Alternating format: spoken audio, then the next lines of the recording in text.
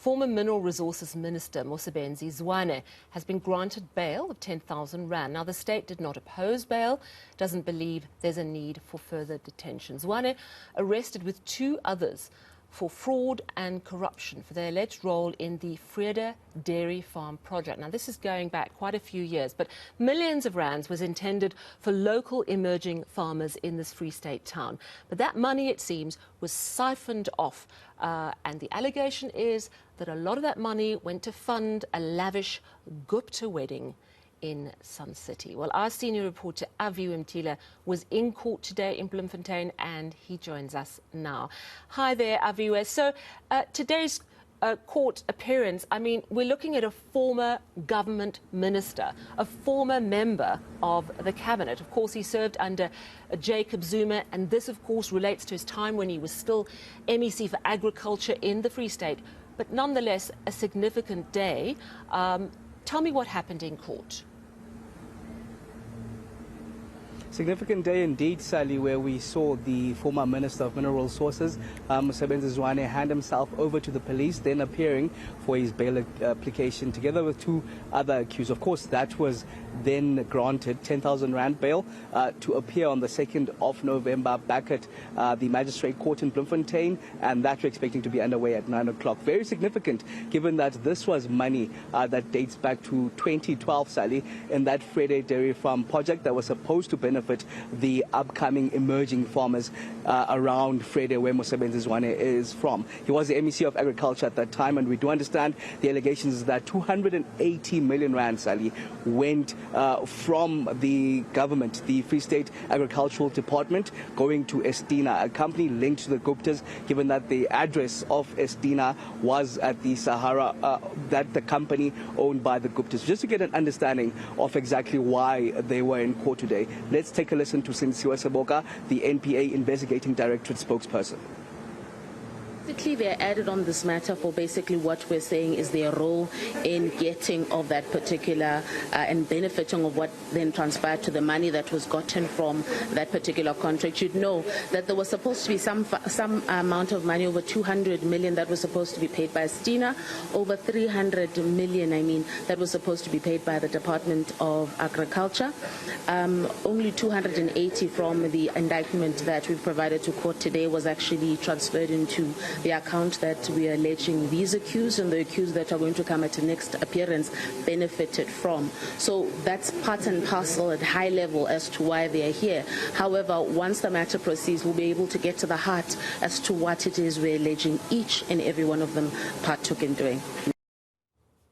And of course, if we think of a Free State and state capture allegations, we can't help but think of Premier at the time, Ace Magashule, who is currently facing corruption charges relating to an asbestos audit project.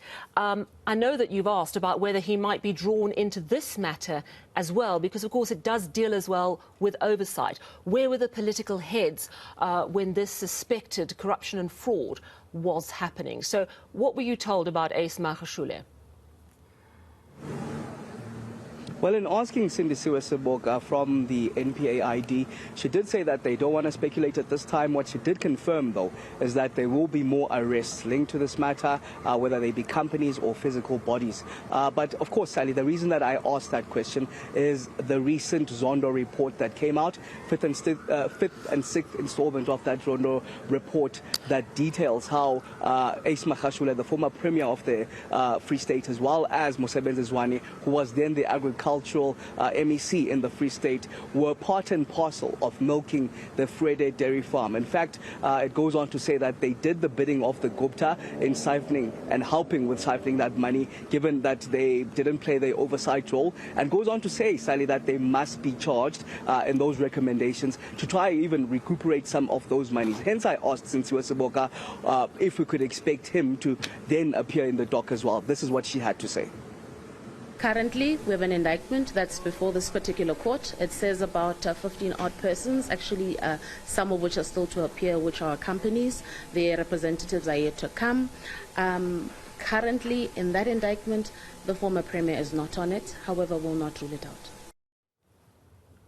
All right, and I also saw that you were able to doorstop Mosebenzi Zwane and ask him how he felt about today. Let's take a listen to that.